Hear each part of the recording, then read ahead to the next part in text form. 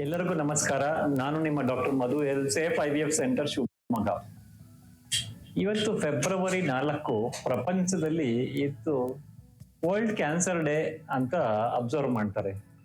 ಯಾಕೆ ಕ್ಯಾನ್ಸರ್ ಅನ್ನೋದು ಈ ತರ ವರ್ಲ್ಡ್ ಕ್ಯಾನ್ಸರ್ ಡೇ ಅಬ್ಸರ್ವ್ ಮಾಡ್ತಾರೆ ಅಂದ್ರೆ, ಈ ದಿನ ಕ್ಯಾನ್ಸರ್ ಬಗ್ಗೆ ಅವೇರ್ನೆಸ್ ಇರಬೇಕು, ಹಾಗೂ ಅದನ್ನ ಹೇಗೆ ಡಿಟೆಕ್ಟ್ ಮಾಡ್ಬೋದು, ಅದನ್ನ ಹೇಗೆ ಪ್ರಿವೆಂಟ್ ಮಾಡ್ಬೋದು, ಅದು ಟ್ರೀಟ್ಮೆಂಟ್ ಸ್ಟ್ರಾಟಜೀಸ್ ಏನು ಅನ್ನೋದು ಅವೇರ್ನೆಸ್ ನ ಮೂಡ್ಸಕ್ಕೋಸ್ಕರ ಇವತ್ತಿನ ದಿನ ಮೀಸಲಾಗಿರುತ್ತೆ.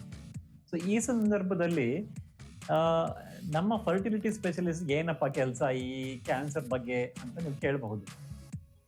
ಏನಂತಂದ್ರೆ, ಈ ಒಂದು WHO ಅಧ್ಯಯನದ ಪ್ರಕಾರ ವಾರ್ಷಿಕವಾಗಿ ಅಂದ್ರೆ ಆನ್ಯುವಲಿ 1 ಮಿಲಿಯನ್ ಪೀಪಲ್ ಅಂದ್ರೆ 10 ಲಕ್ಷ ಜನಕ್ಕೆ ಕ್ಯಾನ್ಸರ್ ಬರ್ತಾ ಇದೆ ಅಂತ.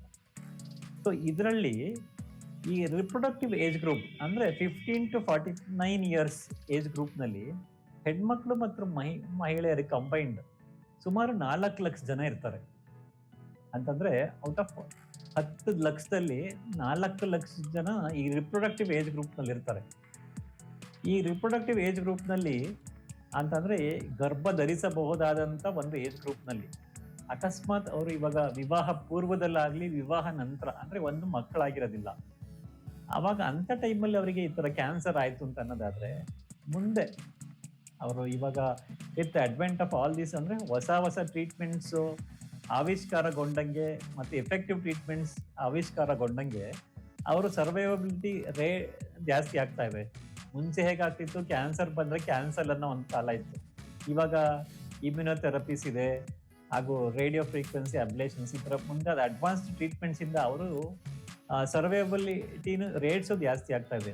ಇಂಥ ಸಂದರ್ಭದಲ್ಲಿ ಅಂದ್ರೆ ಕ್ಯಾನ್ಸರ್ ಸರ್ವೈವರ್ಸ್ ಅಂತ ಸಂದರ್ಭದಲ್ಲಿ ಅವ್ರ ಮುಂದೆ ನಮಗೆ ಮಕ್ಕಳಾಗಲ್ವಾ, ಇವಾಗ ನಾವು ಏನಾದ್ರು ಇದು ಟ್ರೀಟ್ಮೆಂಟ್ ತಗೊಂಡ್ರೆ ಮಕ್ಕಳಾಗಲ್ವಾ ಅಂತ ಒಂದು ಸರ್ವೇ ಸಾಮಾನ್ಯವಾದ ಒಂದು ಪ್ರಶ್ನೆ ಇದ್ದೇ ಇರುತ್ತೆ.